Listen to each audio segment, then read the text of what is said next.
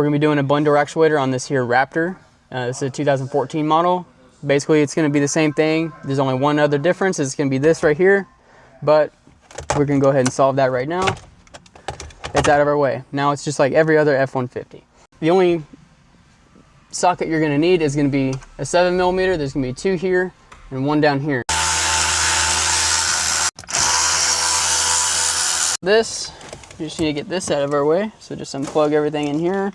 If you just have a standard F-150, you're not gonna have this, so just ignore this step. You'll have just a cup holder or something right there. I'm gonna come in here and just flip the pickup and around, and then just pull back on this panel here and get that out of the way.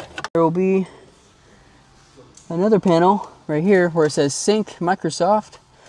You're gonna go ahead and just take your pick gently. Try not to scratch it, just enough to just pop it loose. It just pops out. There is a 7mm behind here. All right, so I've got this off now. A little trick that while this is in here, if you remove this bottom panel while you're already in there, go and put your finger up against one of the sides here on this clip, push up against it, then you could take a pick and then just drag it here, and then it'll come out one side and the other side just follows. So once you got this out, go ahead and take the connectors off, get those out of the way, and then get this piece just out of the road. There we go. So our next step, there should be a 7mm right there. I'm going to use my little extension. I'll put this right here. Zip that on out. Now we can start getting back here on these panels on the side and start pulling up these a little bit. And I would recommend you use a trim tool or a plastic trim tool. Let's see if I can just do it with my bare hand real quick. Sometimes I can do it, sometimes I can't. But you can see it stretches up right here, and it's just enough to where this bezel for this radio just has a little groove that sits in these trim pieces. Let's see if we can utilize these.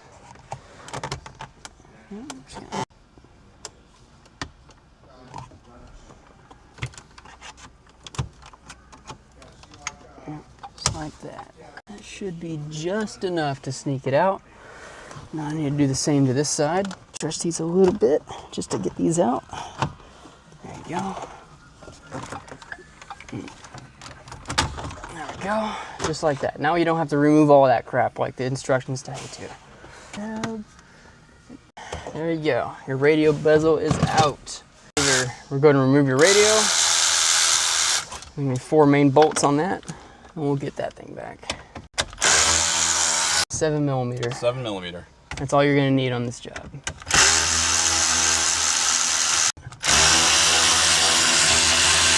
Over a year, brother. Alrighty. And so we're going to go ahead and disconnect our radio. Our radio's out. And then now, see your little bad boy right there? That is your blend door actuator. Yep, it is in fact an 8mm. This is a ratchet you can get at O'Reilly's, Home Depot, AutoZone, anywhere really. No excuses for anyone out there. You all can do this. So once you get that started, you really don't need a ratchet anymore. Once you got it coming off, you can just stick your socket on there and just twist it off with your hand like you're using a screwdriver. They're just standard screws. When it comes to getting to the back bolt, I would recommend taking off your glove box here or just dropping it down. Get it out of your way. If you got a bunch of crap in here, you get that out so it doesn't get over the floor. And then you're gonna wanna go and stick your arm up in here so you can get to the back of it. And you can see my finger down in there. That's going up through the glove box. So there's that where the bolt is right there. My finger's touching. That's where that 8mm is, and there should only be 2 bolts that hold this thing in. Now I'm gonna see if I can get it off with just my hands instead of having to shove a ratchet all the way up in there. A ratchet may be necessary. Oh, it's gonna be tight. All right, so I was able to get that ratchet on there and bust it loose. And again, I was using just a standard Home Depot, O'Reilly's, AutoZone, Power Torque, whatever ratchet, just a standard baby 1/4 inch ratchet. So you don't need any special swivel head or anything like that to get to it, even though it's tight. You just gotta sneak it in there. And then once it's loose enough, you should be able to just get your hand on it and take it loose. Unfortunately, it's not loose enough yet, so I'm gonna have to continue working at it with the ratchet. But this will just prove to you that I can get this thing up in here and get it on the bolt. I've got it. So I guess if you're a bigger guy with bigger guy with ginormous hands, you're not gonna be able to get this job done. Went ahead and got those bolts off of it now.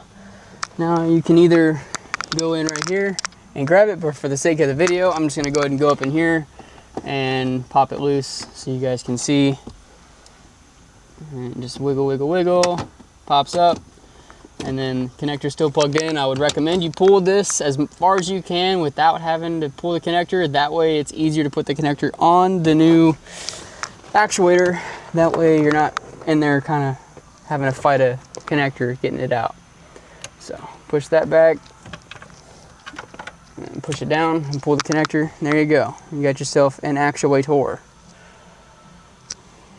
Garbage. Yeah, that would have taken me about 2 hours. Garbage. When you have your new actuator, typically they're not going to be aligned. One of two ways you can do this. If they're close enough, like in this case they're pretty dang close, I may have to adjust it.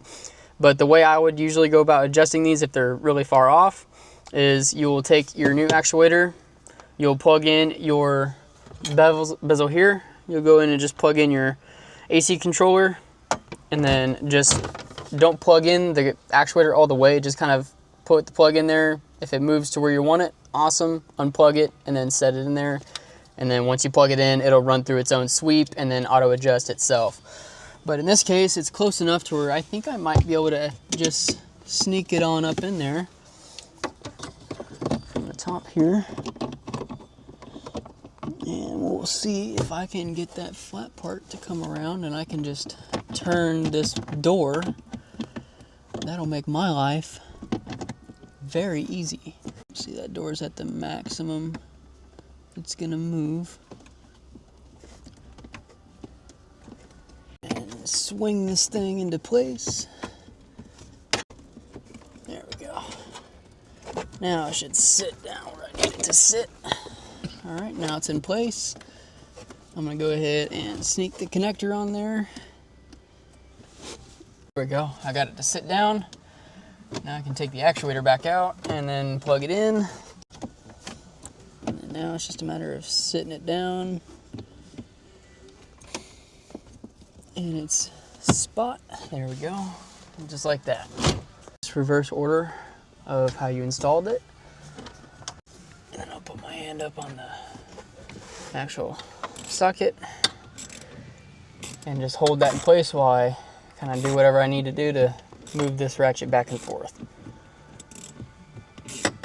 And I'm also, as I'm grabbing the socket, I'm trying to push down on it just because these bolt heads are a little bit thinner, a little bit shallower, so they're harder to keep a good bite on them if you're kind of loosely doing it. So you want to put a little bit of pressure down on them. And just like that, you just need to sit them down. They'll sit there. It's like a wood screw. Once it's certain depth is set, it'll stay there. It doesn't move. It doesn't back out. Don't over tighten it. Don't crack your new actuator. And then from there, we'll go ahead and start putting on our bezels again. And you can't mess putting the radio in either backwards or upside down. There's guide pins here. 2 holes up there. That's where they go. Make sure you plug in your radio before you stick it in there because the wires are short.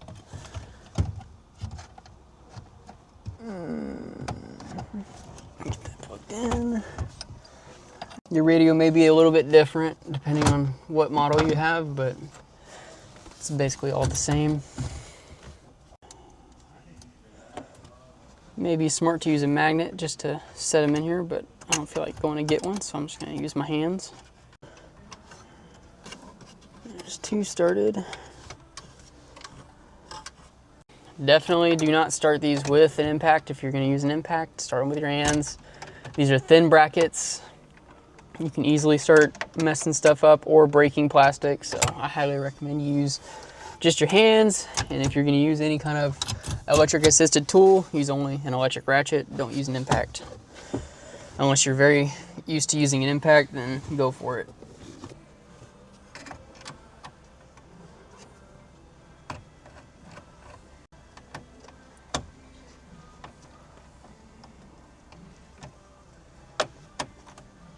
I got a question for you. What's that? How'd it go the first time you did this? Um, A little longer? well, the first time I did it, I just followed the repair instructions and removed the entire dash. Ooh. So. This seemed to go a little faster. Yeah. Yeah. But even the dashes on these things, I've done them to the point where it doesn't even take that long to do the whole dash itself anymore. So that's a bonus to that. I think a lot of people watch YouTube videos and think, oh, I can just jump in there and do it. And it's like, well, there's been some hard-earned lessons along the way, I guess. Yeah, for sure. But if you're willing to jump in and do it, then you can get it done. You can definitely get it done. I need a magnet, and I'm going to get your bolt back. How to retrieve the lost screw loss. Yep. There it is. It returns from the depths. Make sure all of our connectors are out. Yep. Yep. I know I've got an electric ratchet sitting next to me, but I'm feeling a little old school right now, so I'm just going to use a hand ratchet. That, and also make sure I don't bust any plastic off, because these Fords are known for aging and having really brittle plastic, especially right here. They'll break, and there's nothing you can do about it. No amount of careful, nothing. As soon as you put a ratchet on it or even look at it, they just break. Okay, now we can start putting these back. Put your connectors back in.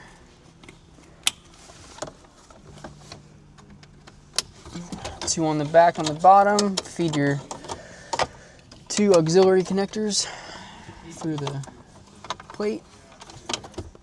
And then make sure you plug in your hazards and your traction control light. And then just line that up. Push the driver's side in first.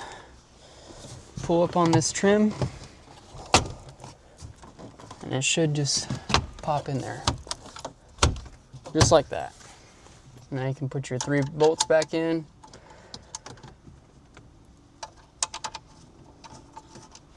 And we're gonna put that down there. Put that down there. Put it down there. And you go ahead and tighten it up. I'm just gonna get them started. I'm gonna use my electric ratchet because I've already had my taste of old school.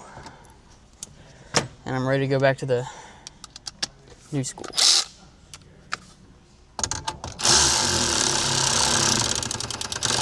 Careful not to over tighten these. These are the ones I'm talking about that break on the top of the radio. So if you're gonna use these, definitely have your ears open for any cracking. Now put on our baby extension. I'll go on the bottom here.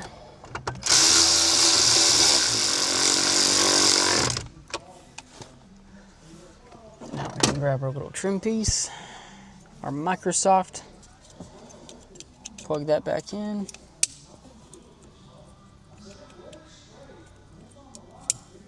Lock that clip, shove it in there, just like that. And now we take our base plate here,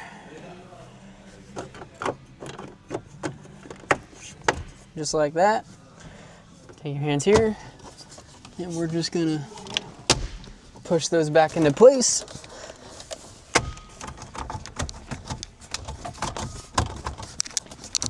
We're gonna need a trim tool. There we go, just like that. Push that back in, make sure that's in there. Then plug in, if you have a Raptor, plug in your auxiliary switches.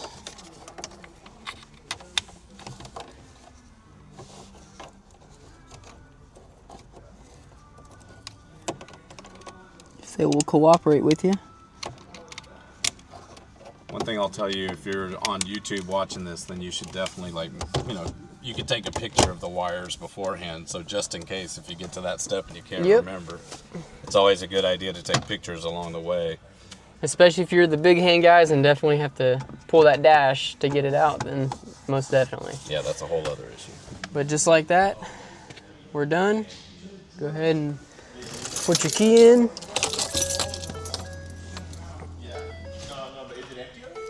Go ahead and run a functions check.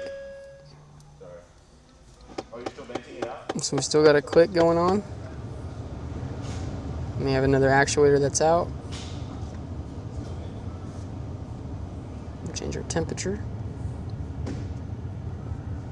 And it may click when you first get it because it still hasn't fully done the full sweep, so it might take a second.